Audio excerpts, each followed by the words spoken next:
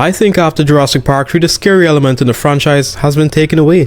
We had Rexes breaking stuff and eating people, and raptors setting traps for humans and then executing them in the most brutal way possible. Since then, we've gotten raptors that are best friends with people and big theropods that have like a 5-minute fight scene and that's it. Is it cool? Yes, 100%. The scene with Owen riding his motorcycle through the jungle with raptors beside him as a team gave me goosebumps.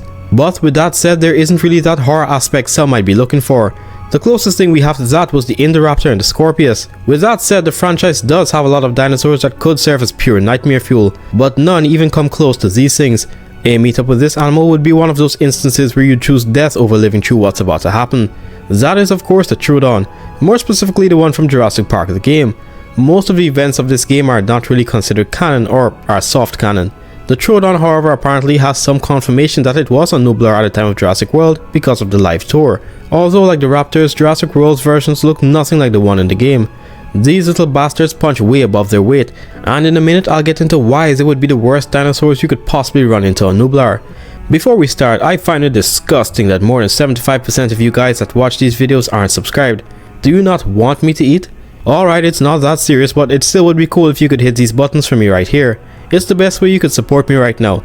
There's also a Discord link in the description for you guys to join. And hey, if you don't wanna, that's fine. You're already helping me by watching the video. Oh, and one more thing I need to address. My last videos that had this animation, a good chunk of people were saying stuff like, I'm so fed up of seeing these false T-Rex calls everywhere on the internet. My brother, a lot of people already know that T-Rex more than likely didn't sound like a bass-heavy goose. It's just speculation, so calm down, George the paleontologist. Instead of at least complimenting the animator who made it, a lot of you just bitched and moaned about the sound. Like, what did you want to hear, huh? A lion, or would you prefer no sound at all? End of the day, even though the calls might not have been that accurate, the animation is something a lot of you couldn't do. With that little rant complete, let's get on with the video. The Troodon in Jurassic Park the game are on the smaller end of the scale compared to most things that people find scary in the franchise. At 8 feet long, almost 4 feet tall, and the weight of a large bag of flour, their size sounds laughable. I mean, in theory, you could just beat one to death with your bare hands. Well, yes, you'd win that fight but lose the war. The Troodon in Jurassic Park the game aren't actual animals that existed in real life. While a good amount of the dinosaurs in Jurassic Park are named after the real animals, these guys are called Troodon pectinodon. It's now known, and I think it was also somewhat known at the time, that they were different animals, with the pectinodon now being its own species and the Troodon itself considered not even a legitimate genus. Even their appearance has nothing to do with reality. Their eyes are very exaggerated even when compared to what we thought Troodon looked like. It looks like 2 light bulbs were just crammed into their skulls, and their eyes are always glowing. There is no pupil, just a consistent milky white color all around. Their heads are also massive compared to their bodies, with wide jaws capable of doing some serious damage on their own. When the Troodon were first made, John Hammond at the time actually ordered them to be destroyed because they were not something that could appeal to the public and are just way too dangerous. And hey, I can't blame him. If I went to Jurassic Park as a kid and saw these staring at me through the enclosure, I'd probably not sleep for a while. Unfortunately, just like the situation where Masrani ordered Wu to destroy the Scariest, and instead he kept it on the ground in the tunnels, a animal rights activist called Dr. Sorkin decided to keep the animals in a quarantine pen until she could figure out what to do with them. But after Nedry shut off the park's power supply so he could go and illegally sell dinosaur embryos, they escaped and spread their terror to not just the other dinosaurs on the island but humans too. Leave it to an animal rights activist to ruin everything and take no accountability. Okay, they're not all bad, but like 90% of them are. These Troodons were such a menace that the park's Dilophosaurus and Raptors were terrified of them. That's right, the human tricking, wall smashing crack Raptors fled the area if the Troodons were in it. Do you know just how much of a menace you have to be to scare animals that are willing to fight an adult Rex? These Troodons have the ability to do something no other dinosaur can. Well, the Compies have something somewhat similar, but the Troodons is much more intense and painful. These not so little fellows have a type of venom that exists in the real world, but I'll get into that later. When hunting prey, they don't need a lot of power or even a large size to bring it down. All it takes is one individual to seal the fate of whatever it bit. You're probably thinking, well, if it's venom then it must be something like a snake, where the victim will die in a few moments after their body shuts down, but no. As a matter of fact, being bitten by a venomous snake would be an act of mercy compared to this. When they bite someone, the person starts to have vivid hallucinations and can't move properly. Their motor skills begin to slowly fade and they stumble for a few minutes until the last stage hits, which is total paralysis and brain death. You aren't dead, by the way, just paralyzed, and the only way to reverse the effects of the venom is with a powerful tranquilizer. However, once the full-on paralysis happens, I think it's too late. Nemo fortunately got saved before he could reach that stage, but someone else wasn't so lucky and he received a fate truly worse than death. But before I tell you all the gory details, I'll give you an example of this type of venom effect in the real world. Alright, so I was born in America. As a matter of fact, I'm a Florida baby to be more precise, but I spent a lot of time in the Caribbean, which is something a few of you actually caught on to with my tone. Anyway, anytime I was there, I would almost always see a tarantula hawk wasp. These things sound like a small bird flying when they come near you. My greatest fears are cockroaches and wasps in general, so I think you could picture what happened when one landed on my neck. I saw that clip where Coyote Peterson got bitten by one and I panicked. But these things are surprisingly chill when compared to the other wasps like paper wasp and hornets.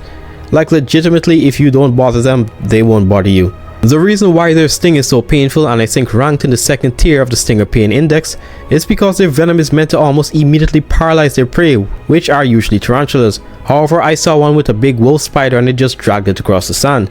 The venom for us lasts like a couple of minutes and then it starts to wear off, and it doesn't cause any psychedelic effects like the Troodons, but they paralyze the spider and drag it into a burrow, where egg is laid on it still alive but unable to move.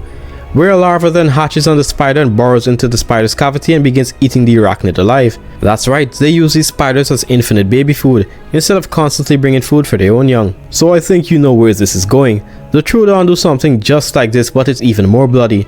Once an animal is paralyzed, a female Troodon will drag the animal or human to a secluded spot. But hold on, you didn't expect the Troodon to just lay the egg on you and it will hatch, did you? These eggs need more demanding temperature for incubating, so laying them on top of someone won't suffice. Instead, the female tears open the midsection of a person, that's still alive by the way, and then lays the eggs inside of them for incubation. And when they hatch, the baby hellspawn will have a hefty meal to start their journey of life. This exact thing happened to Decaf, who was a missionary and close friend to Billy. While they did technically remove the eggs from him so they couldn't hatch in him, he still died because the injuries were just too severe. The freaky thing about this scene is that Decaf looked at Jerry and Sorkin when they came closer. Like, aren't you supposed to be brain dead? Why are you looking at me when I approach? You know what? Let me see if this is possible. So apparently no. A brain dead person cannot just look at you like that when you approach them. So that means Decaf was paralyzed but somewhat conscious, which makes it all the more brutal. He felt and watched everything, from being dragged to the nest, to having his torso torn open and eggs laid inside of him, where leaves were then placed on his immobile body. At that point, just take me out, bro. I don't want to see all of that. The thing is that once you're bitten, and even if you're just on a watch list, they will go wherever you do. You could traverse to the underworld and they'll be right there looking at you, and waiting for the perfect moment to commit what even the raptors in the park consider war crime. Like, you gotta wonder why the raptors themselves are scared of them at night. I mean, they are bigger, faster and stronger, so up front they shouldn't be wary of them. I personally think that a few raptors saw what happened to another after it got bit, and with them being as smart as they are, realize that it's best to avoid these venomous fiends as much as possible. As a matter of fact, they can just get impatient and decide to bum rush you when there's enough of them. We see this in the game when they go berserk in the tunnels trying to enter whatever space the humans are in, even if it means traveling through the vents. One interesting thing about them that I noticed is that they are somewhat scared or cautious of bright light, just like Ark Troodons. In Ark, Troodons are the worst things you could run into at night.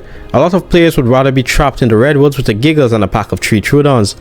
They have venom just like Jurassic Park's, but they don't paralyze you.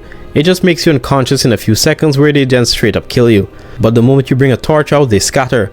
The Jurassic Park Troodons are nowhere scared of light like them, but it can hold them back for a while you decide if you should make a run for it and risk being baby food if they catch you, or just bite the bullet and jump from a high place to end it quickly. If it was in the woods, I wouldn't even need to see them to have a panic attack. Their calls sound like a mix of a cougar. No, not that cougar, it's this one. Their noise sounds like that of cougar screams, crocodile hisses and elk calls.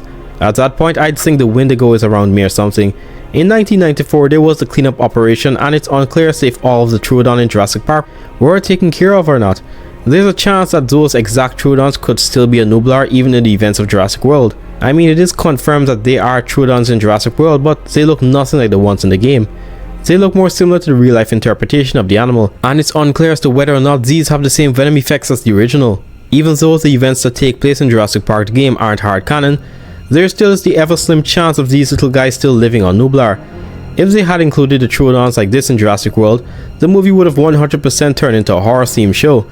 The compies in the novel can do something similar to the Troodons, but they aren't as brutal. Once a few of them bite you like they did John Hammond, you will start to feel carefree about the world around you and more relaxed, since their venom acts like that of a sedative and a slight paralyzer, and when the events fully kick in, they'll start to eat you alive. In another video I posted a while back, some folks said that the compies in the Lost World movie also had venom, which was why they were able to kill a fully grown man. But I haven't found anything official on that. So far from what I found, it's just speculation. But even if it's just that, it would explain as to how he was killed. In all honesty, it's a good thing that the Troodons weren't one of those creatures Jurassic Park severely upsized, like the raptors. Could you imagine a 12-foot 400+ pound Troodon? At that point, they wouldn't even need to use their venom to overpower you. If I had to rank the worst ways to die in the Jurassic franchise, it would be the Troodons at number 1 with no competition. In second, the novel Dilophosaurus that took its sweet time killing Nedry, and the raptors in third because they can just hold you in place and eat you alive if they want to. The compies would probably be tied for third place too, because even though you are being sedated, you still are being eaten alive at the end of the day. So that's just about it for this video, folks. Do you really think getting snagged by the Troodon is the worst way to go out in the franchise, or is there a more gruesome way to die? Let me know in the comments. I know a lot of you had some suggestions about the strongest this or that creature, like what I used to constantly post in the past, but I'm slowly trying to limit the amount of videos I do like that. I just don't want it to get too repetitive. I'll maybe post a video like that once a week or so, but not as much as I used to. I'm still open to suggestions though. Just try to diversify the topics and make it a bit original. Anyway, I want to do a video about the Indominus Rex's life and how she became what she is, or a full-on deep dive into Henry Wu and his relation to every single disaster that has happened in the park. I guess we'll see once I'm finished editing this video. Anyway, that's just about gonna do it for this one, folks. Don't forget to like and subscribe. I'll see you in the next video.